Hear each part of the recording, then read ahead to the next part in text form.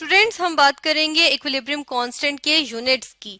हम देखते हैं इक्विलिब्रियम कांस्टेंट हमने डिराइव किया था जब हमने लॉ ऑफ मैथ सेक्शन जो है वो उसको हमने जब इसकी डेरिवेशन की थी तो हमने डिराइव किया था किससे। एक हमने जो है वो हाइपोथेटिकल या एक सपोज्ड हमने केमिकल इक्वेशन ले ली थी जो रिवर्सिबल रिएक्शन शो कर रही थी। ठीक है, ये हमारे पास जिस तरह से इक्वेशन आ गई। ठीक है, इसमें हमने कहा था कि ए के ए मोल्स बी के बी मोल्स से रिएक्ट करके सी के सी मोल्स और डी के डी मोल्स बनाएंगे और ये रिएक्शन रिवर्सिबल होगा, यानी कि सी के सी मोल्स और डी के डी मोल्स जो है वो वापस जो है वो रिएक्ट करके वो बी के बी मोल्स और ए के ए मोल्स भी बना सकते हैं। फिर हमने डेरिवेशन की थी, हमने जो है वो फाइनली एक कंक्लूजन पे पहुंचे थे। हमने एक जो है वो यहाँ पे जिस तरह हम देख रहे हैं कि एक रेशो निकाल ली थी। ठीक है, जिस तरह से यहाँ पे हम देख रहे हैं कि ये रेशो निकाल ली थी किस किस की। हम कहते हैं हमने जो है वो प्रोडक्ट्स के कंसंट्रेशन की, प्रोडक्ट्स की प्रोडक्ट की कंसंट्रेशन की प्रोडक्ट ली थी। ठीक है, प्रोडक्ट्स ये जो हमारे पास है इनकी कंसंट्रेशंस की प्रोडक्ट ली थी। ठीक है, तो हम देखते हैं कि वो उसकी रेशो जो थी, यानी कि हमने यहाँ प्रोडक्ट्स लिख देते हैं और इसकी कंसंट्रेशन की बात है, इसलिए हमने कहा था स्क्वायर ब्रैकेट्स जो हम डालेंगे वो हम किस लिए डालते हैं, हम कंसंट्रेशन के लिए डालते हैं। ठीक है, और हम यहाँ कहते हैं कि प्रोडक्ट्स की कंसंट्रेशन ओवर रिएक्टेंट्स की कंसंट्रेशन। अब ये जो है वो कन्वेंशन है। ठीक है, कि हमने हमेशा से जो है वो यही लेना है, ये जो है वो तय है कि हमेशा प्रोडक्ट्स ऊपर आएंगी और रिएक्टेंट्स की कंसंट्रेशन नीचे आएगी। ठीक है, जिस तरह यहाँ पर भी दिया हुआ है। तो ये कंसंट्रेशन जो है यानी ratio of concentration of products to the ratio of to the concentration of reactants. ठीक है, तो हम कहते हैं ये जो होती है वो किसी एक जो इक्वेशन होती है उसके लिए जो है ये कांस्टेंट होती है। और ये कांस्टेंट हमारे पास क्या चीज आ गई है, ये कांस्टेंट हमारे पास हमने इसको कहा है इक्विलिब्रियम कांस्टेंट। ठीक है, हम भी यहाँ पे ये भी मेंशन करते हैं कि ये क्या कहलाता है, इक्विलिब्रियम।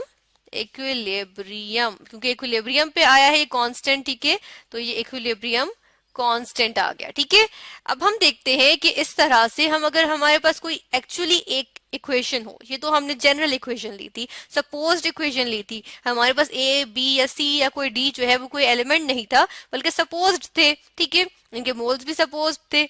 अब हम जो है वो एक्चुअल जो है वो इक्वेशन ले लेते हैं, इसमें हम बात कर लेते हैं। यहाँ पर हम लेते हैं एक सिंपल पहले एक इक्वेशन लेके बात करते हैं। जिस तरह से अगर हमारे पास हो हाइड्रोजन गैस ने, ठीक है, रिएक्ट किया आयोडीन गैस के साथ। आयोडीन के वेपर्स होते हैं हमारे पास। ठीक है, क्योंकि ये सॉलिड फॉर्म में भी एग्जिस्ट करती है इसलिए इसके वेपर्स थे।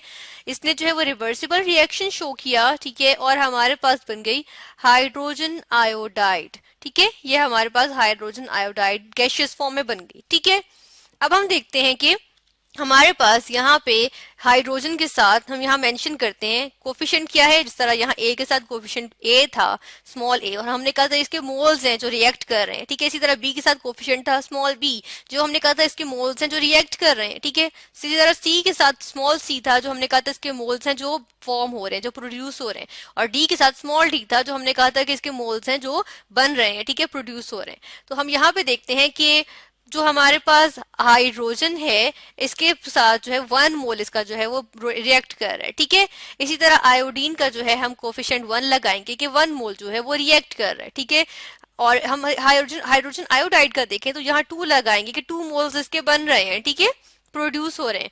हम यहाँ पे देखते हैं कंडीशंस भी, एक गिवन टेम्परेचर है हमारे पास 450 डिग्री सेल्सियस। ठीक है, इक्विलिब्रियम कांस्टेंट हमेशा कांस्टेंट रहेगा किस पे, एक गिवन टेम्परेचर पे या गिवन कंडीशंस पे। ठीक है, इसी तरह यहाँ पर हमने बैलेंस की इक्वेशन और हमने देखा कि 1 मोल हाइड्रोजन गैस का 1 मोल आयोडीन गैस के साथ रिएक्ट करके बना रहे हैं 2 मोल्स ऑफ हाइड्रोजन आयोडाइड, और 2 मोल्स ऑफ हाइड्रोजन आयोडाइड वापस जो है वो डिकम्पोज होके आयोडीन गैस के वेपर्स 1 मोल और हाइड्रोजन गैस के 1 मोल जो है वो भी बना रहे हैं। ठीक है, तो अब हम देख लेते हैं कि इसका अगर हम डिराइव करके इसकी यूनिट्स निकाल लेते हैं। ठीक है, हमने कहा कि जब हम करते हैं तो उसके बाद इसकी रेशो निकालते हैं प्रोडक्ट्स ओवर रिएक्टेंट्स। ठीक है, कंसंट्रेशन से।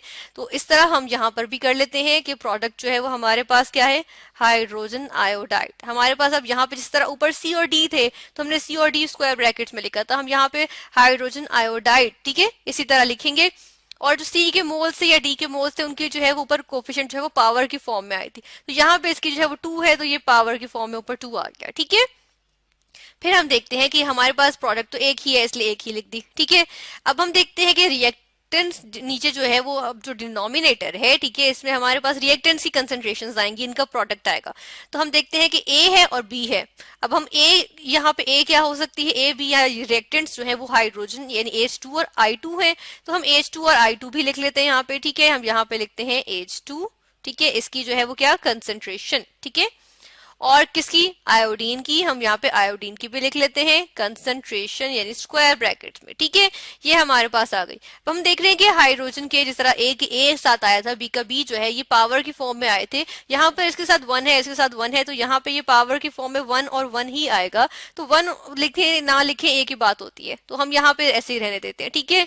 और ये इसका क्या है, ये इसका जो है वो क्या आ गया, इक्विलिब्रियम कांस्टेंट आ गया, ठीक है। ये इसका इक्विलिब्रियम कांस्टेंट आ गया। अब हम बात कर लेते हैं कि जो स्क्वायर ब्रैकेट्स की बात की हमने, ठीक है, और हमने कहा कि जो स्क्वायर ब्रैकेट्स होती हैं, ये जो स्क्वायर ब्रैकेट्स हैं ये किसको रिप्रेजेंट करती हैं, हमने कहा कंसंट्रेशन को। CONC में कंसंट्रेशन के लिए लिख रही हूँ, ठीक है, और वो कंसंट्रेशन जो रिएक्ट कर रही है एक्चुअली रिएक्शन में, ठीक है। और हम कहते हैं कि जो स्क्वायर ब्रैकेट्स हैं इनको हम जो यूनिट्स होते हैं वो होते हैं मोल्स पर डेसीमीटर क्यूब, ठीक है, या फिर हम कहते हैं मोल्स पर लिटर। लिटर और डेसीमीटर क्यूब एक ही होते हैं, ठीक है। तो हम लिटर क्या है या डेसीमीटर क्यूब का एक ही बात है। हम कहते हैं मोल्स पर लिटर या moles per decimetre cube, usually इसका जो है वो हम यूनिट्स लेते हैं, ठीक है। ये इसके क्या आ गए, यूनिट्स, कंसंट्रेशन के यूनिट्स आ गए, ठीक है। हम यहाँ पे कह रहे हैं कि मोल्स पर डेसीमीटर क्यूब या मोल्स पर लिटर। अब हम जो है वो स्क्वायर ब्रैकेट्स के लिए आ गया, ठीक है, यानी इसके अंदर जो भी चीज मौजूद होगी इसके जब हम जो है वो इसकी कंसंट्रेशन की बात करेंगे तो जो हम यूनिट्स लेंगे वो हम ये लेंगे, ठीक है। फिर हम कहते हैं कि यहाँ पे हम इसकी जो है वो यूनिट्स ले लेते हैं, ठीक है, क्योंकि हम यूनिट्स की बात कर रहे हैं। तो इक्विलिब्रियम कांस्टेंट के यूनिट्स की अब हम बात करते हैं कि इक्विलिब्रियम कांस्टेंट के यूनिट्स हमेशा जो है वो हर रिएक्शन के लिए डिफरेंट होते हैं। जिस तरह यहाँ पे अगर हम देखें तो क्या हमारे जो है वो यहाँ पे हम देख लेते हैं कि हमारे पास क्या इक्विलिब्रियम कांस्टेंट के यूनिट्स आएंगे। इक्विलिब्रियम कांस्टेंट को हम इस तरफ से इधर ले आए, ठीक है, यानी इक्वल्स का साइन आ गया। अब हाइड्रोजन आयोडाइड की कंसंट्रेशन मोल्स पर लीटर में या मोल्स पर डेसीमीटर क्यूब में लेंगे, ठीक है, तो हमने ले लिया मोल्स पर डेसीमीटर क्यूब, ठीक है। अब ये जो मोल्स पर डेसीमीटर क्यूब है इसको मैं ऐसे भी लिख सकती हूँ मोल्स, ठीक है। और अगर ये जो मेरे पास मौजूद है ये जो डेसीमीटर क्यूब है, अगर इसको ऊपर ही ले जाऊं तो -3 हो जाएगा, ये माइनस में आ जाएगा क्योंकि अभी प्लस में है डिनोमिनेटर में। तो इसको मैं ऐसे भी लिख सकती हूँ मोल्स, ठीक है, डॉट डेसीमीटर का -3, ठीक है। तो इसको यहाँ इसको भी हम मोल्स पर डेसीमीटर क्यूब ही कहेंगे। तो मैं लिखती हूँ मोल्स पर डेसीमीटर क्यूब, ठीक है। अब स्क्वायर है यहाँ पे हमारे पास जो है वो ओवरऑल देख रहे हैं तो स्क्वायर है, इसका हम ले लेते हैं स्क्वायर, पूरे का स्क्वायर आ गया, ठीक है। फिर नीचे वाली जो टर्म है इसका ले लेते हैं कि हमारे पास क्या मौजूद है, हाइड्रोजन, इसकी कंसंट्रेशन क्या होगी, मोल्स पर डेसीमीटर क्यूब, ठीक है। और हमारे पास यहाँ पे तो कोई वो मौजूद नहीं है ना कि पावर मौजूद नहीं है, 1 ही है, तो 1 ना भी लिखे तो खैर होती है, ठीक है, तो हम यहाँ पे नहीं लिखते। फिर हम लिख लेते हैं आयोडीन की, ये भी क्या होगी, मोल्स पर डेसीमीटर क्यूब, ठीक है, इसकी भी आ गई हमारे पास, इसको हम एक्सटेंड कर लेते हैं।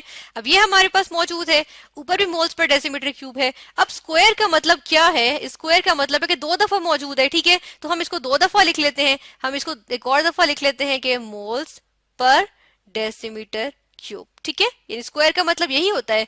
तो हम देख रहे हैं कि ऊपर भी वही चीज मौजूद है जो नीचे मौजूद है। हम इसकी जो है वो कैंसिलेशन कर सकते हैं, ये इससे कैंसिल हो गए, ये पूरी की पूरी यूनिट्स इससे कैंसिल हो गए। नतीजतन हमारे पास क्या यूनिट्स आए, कोई यूनिट्स नहीं आए, ठीक है, नो यूनिट्स, ठीक है।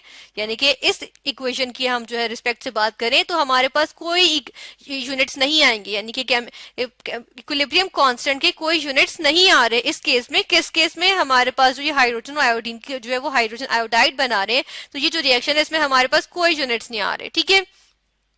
बिल्कुल इसी तरह हम बात कर लेते हैं, एक और प्रोसेस ले लेते हैं। हम बात करते हैं कि नाइट्रोजन गैस ने बनाए हाइड्रोजन गैस के साथ रिएक्शन करके क्या चीज, अमोनिया गैस बनाई, ठीक है, ये बना ली इसने अमोनिया गैस, ठीक है। अब हम देखते हैं, इसको पहले बैलेंस कर लेते हैं ताकि हमें पता चल जाए साथ साथ क्या कोफिशिएंट्स आएंगे।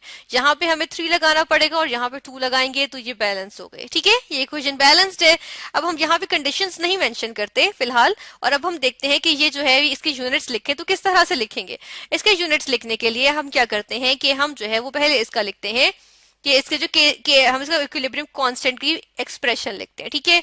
प्रोडक्ट्स ओवर कंसंट्रेशन आएगा, प्रोडक्ट्स क्या है हमारे पास, प्रोडक्ट्स की concentration, sorry products over reactants आएगा, प्रोडक्ट्स की कंसंट्रेशन, इसका ऊपर पावर क्या है 2 आ गया, ठीक है। फिर नीचे हम देखते हैं, नीचे हमारे पास क्या है, नीचे हमारे पास जो है वो रिएक्टेंट्स की कंसंट्रेशंस आएंगी। नाइट्रोजन की आ गई, नाइट्रोजन गैस की और हाइड्रोजन गैस की। अब हाइड्रोजन गैस का कोफिशिएंट है वो यहाँ पे जो है वो एक्सप्रेशन में पावर के फॉर्म में आ जाएगा, तो ये 3 है तो ये क्यूब आ गया, ठीक है। और हम कहते हैं कि अब हम देखते हैं कि इसकी जो है वो क्या होगी हमारे पास यूनिट। यूनिट निकालने के लिए हम फिर से वही जो है वो प्रोसीजर करेंगे कि moles per decimetre cube, moles per decimetre cube आया, ठीक है। ऊपर स्क्वायर है, यहाँ पे स्क्वायर आ गया, ठीक है। नीचे देखते हैं नाइट्रोजन गैस जो मौजूद है इसका एक ही है, मोल्स पर डेसीमीटर क्यूब, ये एक दफा आ गया, ठीक है। और दूसरा जो हाइड्रोजन मौजूद है हमारे पास, इसके कितने मौजूद है, मोल्स पर डेसीमीटर क्यूब, ठीक है। और लेकिन हम यहाँ पे इसकी जो है वो 3 की पावर आ रही है, तो यहाँ पे हम 3 की पावर लगा देंगे, ठीक है। इसको एक्सटेंड कर लेते हैं।